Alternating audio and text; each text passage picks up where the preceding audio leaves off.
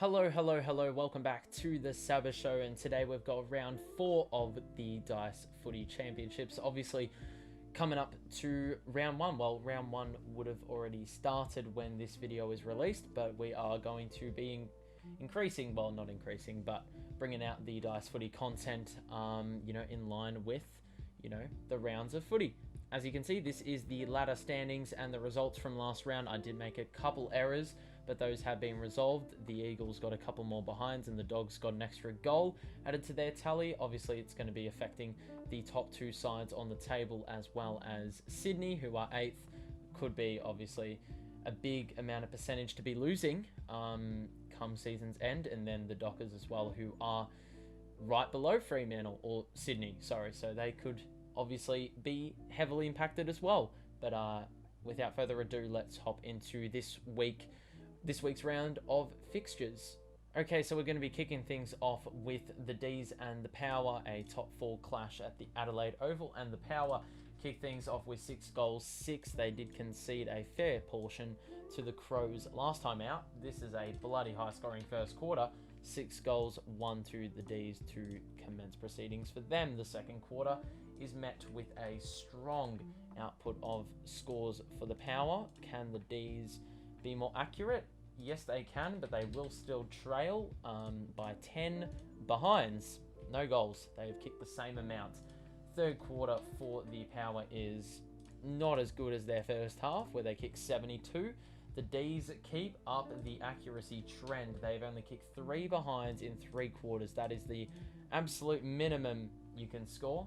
And the Power, and with 16 goals, 16, I think the D's will have to kick 15 points at least, and they get the job done. No bloody worries. So they will end things on 17 goals, 9. Wait, did they just lose? I'm an absolute idiot. They've lost by a point. I've really just dampened the mood on what was actually a thriller contest between 2 top 4 teams, but we're on the next one, which is a little bit more lopsided. The Cats are taking on a bottom 4 side in Brisbane, and as the scoreboard indicates, the Lions haven't really started that well in line with their ladder position, but the Cats are dominating, and the Lions, well, they're going to have to do a bit better in that second half. They are down by about 28, so they've got to keep it moving, and they have a very good defensive third quarter performance, but is it backed up with a good offensive performance? Oh my goodness. The game has been flipped on its back here. And the Cats, well, they had a very good last quarter, so 17-10 is what they'll end on. The Lions are going to have to kick at least, I don't want to ruin this again, I think, what is it? Yeah, they need to kick about 32, I think. Oh, wow. They have just, to pick up their second win of the year, they won by 3 points in the first round of the season. They've ended up winning by 5 points on the back of a very good offensive second half. Next up, we have 2 sides vying for a top 8 spot early in the season, and the Swans kick things off with 2 goals, 1. I don't know why I said sport before. I was actually trying to say spot, but a low-scoring, pretty close contest here in the first quarter. 2 goals between both sides, and the Swans continued the trend with kicking 2 goals in the second quarter.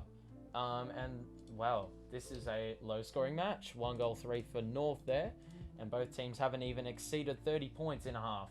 But the Swans pick up the slack here in the third quarter.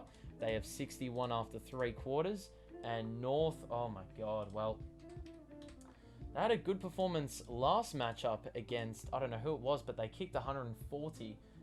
Fair to say they have not done a very good job in this game of, meeting the same mark. Oh! No, I think they're just... Yeah, they, left too much to be desired in that last quarter. They were down by 7 goals with 1 roll left. They could have actually tied it with 6 goals, 6. But they just fall short. There's been a lot of close contests so far in this round of footy, a cracking round of footy, but we've got another good clash here between the 7th place Pies and the top placed Eagles, who have not lost a game yet. Can that trend continue? The Eagles are finding themselves down at the first change. The Pies are kicking a little bit inaccurately though, so will they have enough points on the board to, you know, prevent a loss? The Eagles have not had a very good first half. The Pies have had a very good third quarter though. And wow, I've just completely stuffed up the addition there. Man, the Eagles are going to have 2 big 6-goal quarters, and I don't think it's going to arrive. So I think this is all over Red Rover. Unless the Pies had a bad quarter, which they didn't. And unfortunately for the Eagles, they're going to be losing their first game of the year. 4 goals in the last quarter obviously isn't going to be enough. They end 11 goals 17 and lose by an even 4-goal margin. Second top 8 clash in a row. It is the Tigers and the Dogs. I'm looking forward to seeing how this one pans out in real life. But in the world of dice footy, Richmond start off strongly with 6 goals won. And the Bulldogs match the accuracy with the Tigers and kick 5 goals, 1 of their own. Second quarter for the Tigers is not as good, not as punchy. They do break the 50-point mark, but the Dogs are going to punish you. And obviously this is a team that also hasn't won or hasn't lost a game, should I say. And the third quarter by the Tigers is pretty good. They retake the lead, but they're going to need a good defensive performance. And it's not bad, but they are down by about 8 points. So we could have another close final quarter here on the cards. The Tigers make a game out of it. So the Dogs are going to need to kick at least 25 points. What do the dice footy gods have in store? They have a loss in store for the Doggies. And the 2 teams that were unbeaten going into the round have both lost. We have a team on the top of the bottom 8, or bottom 10, and a team on the bottom of the bottom 10 sitting in last place, and that is GWS. These 2 sides are going head to head in this one.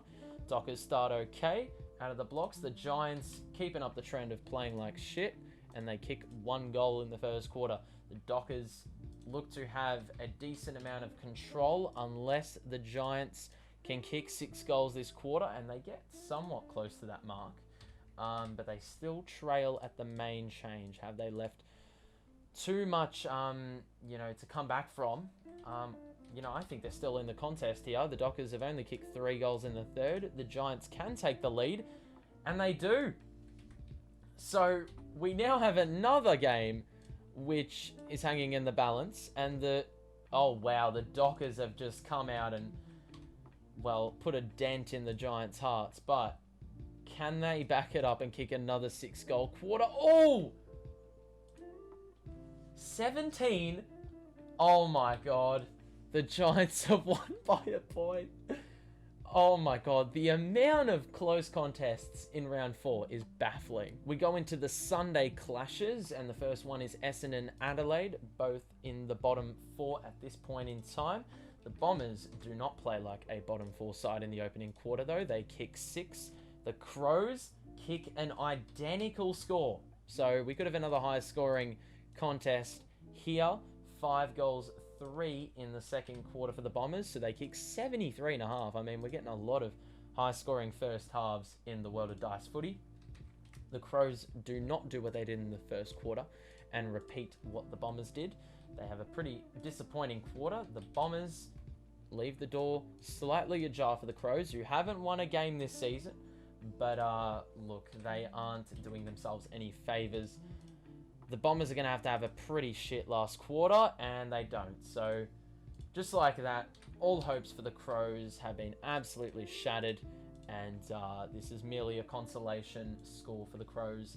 And they kick 3 goals 2, so they lose by 6 goals. We have another bottom 8 clash, or bottom 10, Hawthorn v St Kilda. And it is 3 goals 5 that the Hawks start things off with. St Kilda, can they? Well, they can. They respond to my question and kick 6. And the Hawks, they respond with some inaccuracy. 1 goal 6 isn't going to help you out in any way. Obviously kicked 8 goals 19 last time out against the Baggers. The Saints have a commanding lead at halftime. The Hawks keep themselves alive with a strong third quarter where they kick 40 and basically they more than doubled their score. But the Saints, I mean, they are making sure that they aren't losing this game. And they kick the highest possible score. The Hawks kick 6 goals, 5 in the last, but I mean, you'd sense that's not enough. The Saints to lose need to kick 1 goal, 1. They kick 1 goal, 2, they tie. Suspense. Okay, no, there's no suspense there. The Saints ensure that they get the victory here, and they win by a pretty decent margin. Last game of the round, and it is Gold Coast and Carlton, two sides who have won 1 and lost 2. Gold Coast kick things off accurately, like many teams have done so in this round. The Blues, 2 goals, 4 from them. Who's going to come out on top? I got no idea, but the Suns kick 3 goals, 6 in the quarter, advance to 55. Can the Blues make amends on a shit first quarter? No, they can't. 5 goals, 9 for them in a half of footy is not going to be enough. If you repeat the dose, and well, the Suns are making sure they pick up win number 2 on the season, and the Carlton Footy Club look like they're going to be staring down the barrel of their 3rd loss in 4 games to start off the year. Not ideal at all. And yeah, I don't think they have enough in the bag yet. Well, they've kicked 21 behinds in a game of football, and have only kicked 8 goals. So I don't think with that inaccuracy, you're going to win too many games. And as you can see, now the ladder is starting to take shape. No team is unbeaten anymore.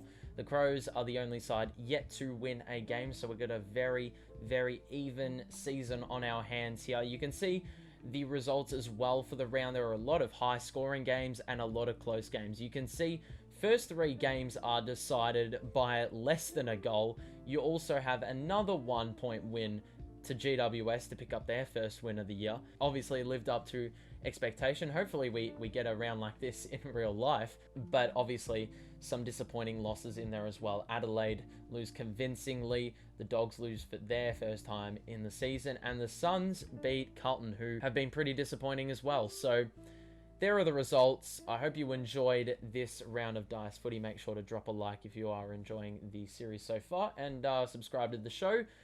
These videos are coming out every week at 4 p.m. on a Thursday, barring any problems. Thank you for watching. Have a great rest of your day, and I'll see you in the next one. Peace out, everyone.